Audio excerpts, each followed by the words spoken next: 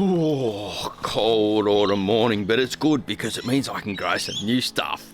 I'm really excited about that because it's been so hot. But look at this crazy. I've got my crazy morning hair going on. And the reason I'm having a bit of a joke and a play with you because I've realised Marty, you've gotten back to your perspective of who you really are and what you do and why you do it. You know, I was busy chasing content and trying to get, make everyone happy and do all this stuff and create all this amazing stuff. And I forgot my true path, which is really, look, I'm an organic gardener, permaculturist. That's basically what I am, right? And I've got some really cool stuff to show you. Well, it's a bit of an update on the last video. Let's go, shall we? To the river we go. Leave our worries on the shore and drift away.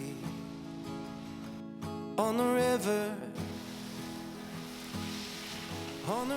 we know. So I had a visit from my good mate Pepe Fassos from 560 Farms, and he really cheered me up. So thanks, Pepe, for everything you do, mate. You're a good friend and I love you. Now, we're going to move across to the bale here. Remember I talked about the raised beds idea I had? Well, you should check this out. This is really cool. Over the years, I've talked a lot about companion planting, yeah? And some people agree with me, some people don't. Well, that's okay. It's just my opinion. Now, what I've come to learn about companion planting is not worry too much about this goes with that, this goes with this, all the scientific principles behind it.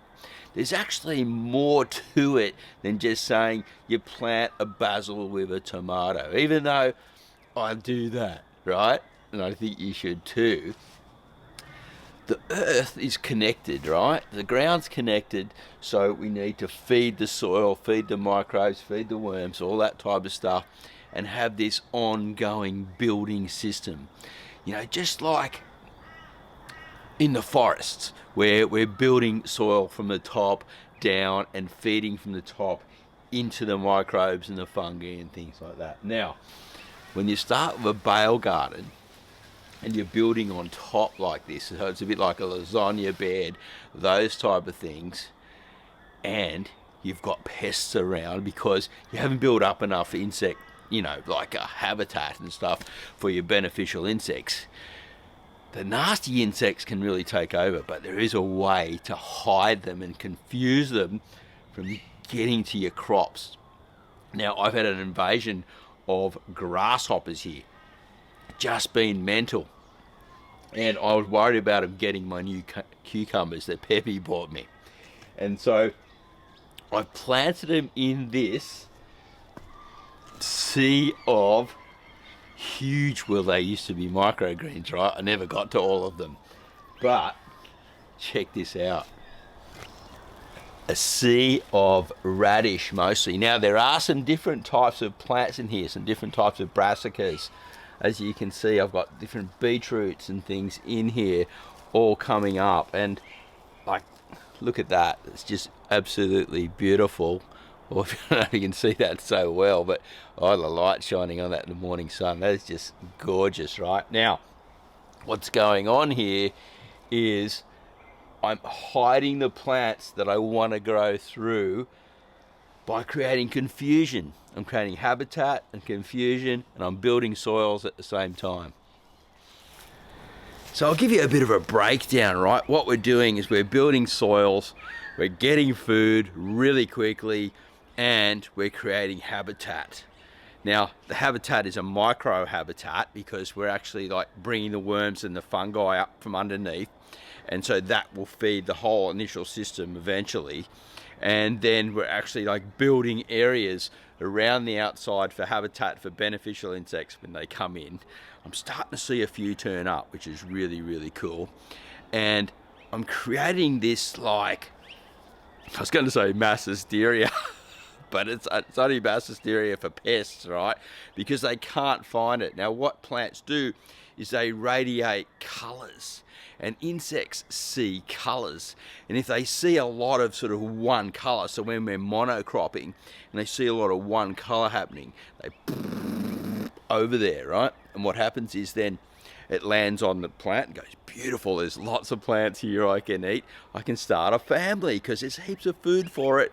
And I don't have to worry about any of my predators coming in and getting me. But when we create like this mass hysteria, like I was talking about, lots and lots of different types of plants all together, now you'd be going, oh, there's too many in there, they're all competing. Well, it doesn't matter, I'm going to go in and chop with scissors and secateurs eventually. And I've been grabbing some leaves and cooking and all that type of stuff.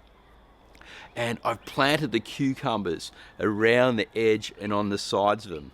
And what I'm going to do also is I've got some lettuce going in, and it's just been a little bit hot for lettuce through the day, but it's getting perfect. Next few days is going to be perfect. And I'll pull some areas out, chop around it, put the lettuce in, and then the grasshoppers, they won't find it. They'll get confused because they can't see the right colours to come and get it. And they're chasing high nitrogen plants, right? Such as grasses and different greens and things, right in the tips where the most nutritious part is. That's why you see them eat around the edges and the tips and things. They're going for where all that sap flows, going to the end. Sap flow goes up to the top and always hits the ends and tips and things, and that's where the nutrition is. So what I'm doing is I'm creating confusion at the same time. Just like I've been a little bit confused lately about how much work I've got here.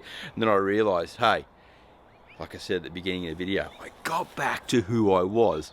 This mad permaculture, not mad, I'm definitely not mad in that way, but a fun-loving permaculture organic gardener that likes to live on the edge. I'm pretty alternate, right? And I'm filming my surfing. I'm loving that. I'm having a great time doing that. My channel got 92,000 views in the last month. Actually 94, I checked this morning, it'd gone up a bit. Just brilliant. I'm enjoying that, and I'm kicking back to the alternate lifestyle of who I truly am. I'm just a Christian man that I love Jesus, I love God, and I love my garden, and I love nature. And I'm back to my true self. So cup of tea to that. Hopefully you learnt something from that. I didn't create too much confusion for you like I have the pests. So what I'll do is I'll just give you a little brief rundown.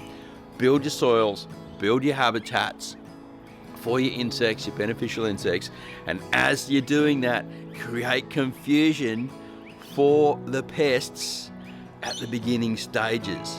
And you can do that by planting little trees, shrubs, flowers, flowering herbs, all those type of things. Even that lemongrass over there that you can see there. Some grasshoppers hiding in there, but believe me, there's some big praying mantis in there hunting as well, getting those grasshoppers, and they like a bit of protein. All right, have a great day, happy everything, and I'll see you at the next video real soon. Bye for now.